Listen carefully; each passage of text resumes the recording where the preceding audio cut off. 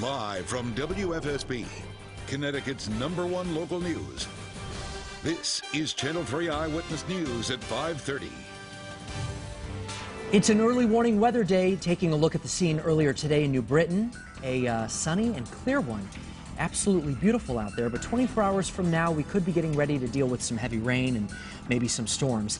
Hi, everybody. Thanks for joining us at 5:30 tonight. I'm Mark Zinni. And I'm Kara Sundell. Let's head on over to meteorologist Mark Dixon for an update on these storms. Mark? Yes, we're talking about storms that could be strong, potentially severe in about 24 hours from now. But today we are looking good weather-wise. To talk about what happens on the other side of this cold front for the second half of the weekend. That's ahead as we continue with weather every 10 minutes. All right, Mark, lots to talk about. We'll see you in a few. Remember, everybody, for up-to-the-minute forecast updates, no matter the weather outside, be sure to download the Channel 3 app.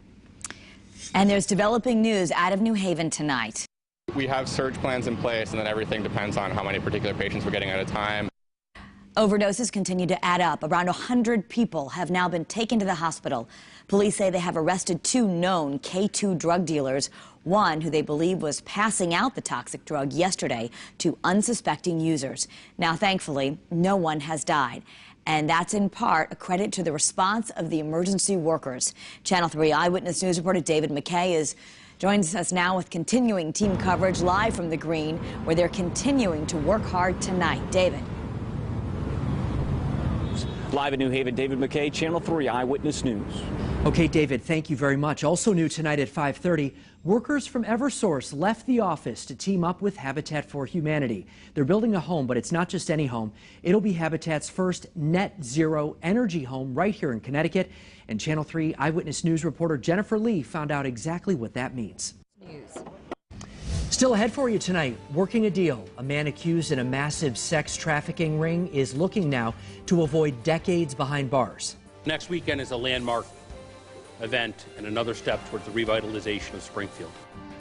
Plus, the big day is almost here, which means the city of Springfield is paying close attention to security for the grand opening of the new MGM casino. And coming up tonight at 6, the Republicans and Democrats are all set. But what about the independents running for governor? We will talk with one of them who says his plan is different.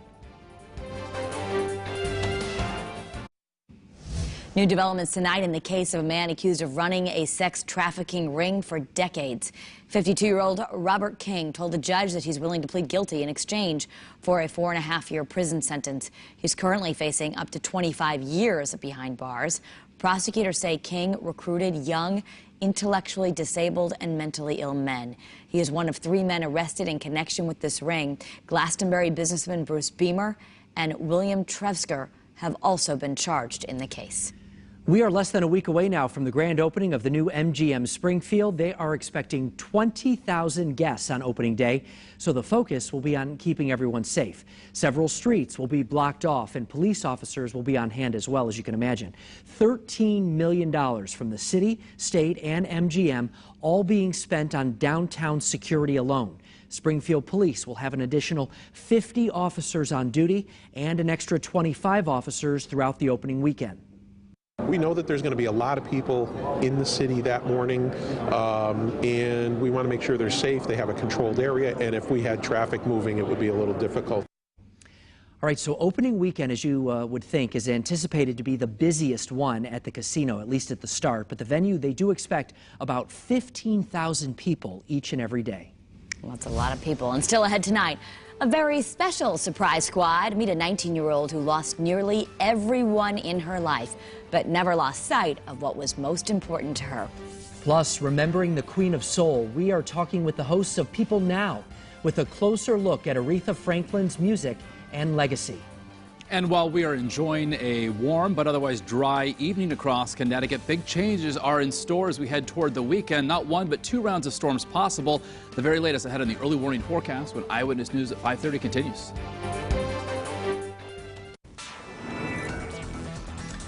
Okay, well, getting ready for another round of thunderstorms tomorrow. Yes, so that's about 24 hours away, if not even a little bit past then for some parts of Connecticut. But before... It's the Liberty Bank Surprise Squad on Eyewitness News.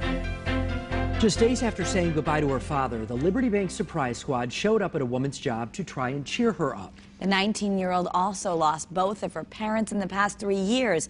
But as you're about to see, it's evidence that this young woman is certainly wise beyond her years. Here's Channel 3's Nicole Nalepa. Oh, we were so excited. That's some good advice there. A young woman wise beyond her years. So we continue to remember the Queen of Soul. Aretha Franklin died of pancreatic cancer this morning. She was surrounded by family and loved ones at her home in Detroit. Now today, fans are paying tribute to the songstress, turning her Hollywood star into a memorial. And a memorial wreath, in fact, made of flowers was added to the star pretty early on. Franklin got that star nearly 30 years ago in August of 1979.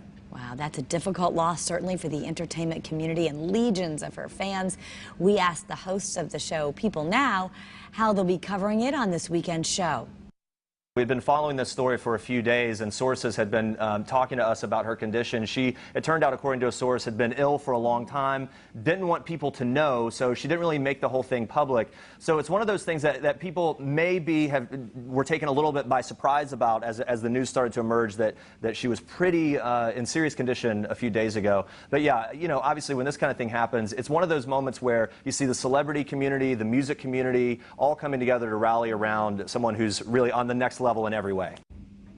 Surely there's going to be a lot of coverage about Aretha Franklin, but you can set your DVR because People Now airs Sunday mornings or very late Saturday night, depending on how you like to consider it, at 2:30 a.m. Still ahead for you tonight, Roger is rocking Rocky Hill for our Big Yard Backyard Barbecue. That's right, Mark. The Big Y Backyard Barbecue is, well, it's marching on here in Rocky Hill. Coming up, we're going to take you back out to the Martinez backyard, and I'm going to continue to work on my marching skills. These guys can show me a thing or two, you know what I mean? Big Y. It's the Big Y Backyard Bar, or the Big Yard. My fault. And still ahead at 6, it's all fun. We're getting a look at the worst roads, though, in the country. Might be no surprise to hear that Connecticut is pretty high on that list. Oh, boy. Welcome back, everybody. You have to stop what you're doing and take a look at this scene out of Manchester earlier today. A very special birthday party for the guest of honor. Amelia Mealy celebrated her 105th birthday today at the White Oaks Retirement Living Center in Manchester. Look at how spry she is. As you can see, everyone, including Amelia, was having a good old time, all in honor of this very special lady. I can't believe this. I think it's a dream. But, you know, with all the problems you have in life, how do you survive them? I guess you have faith that keeps you going. Very sweet. Very sweet. Some good advice there. She's enjoying her glass of wine. Earlier, we saw her dancing. That's the secret to life right there.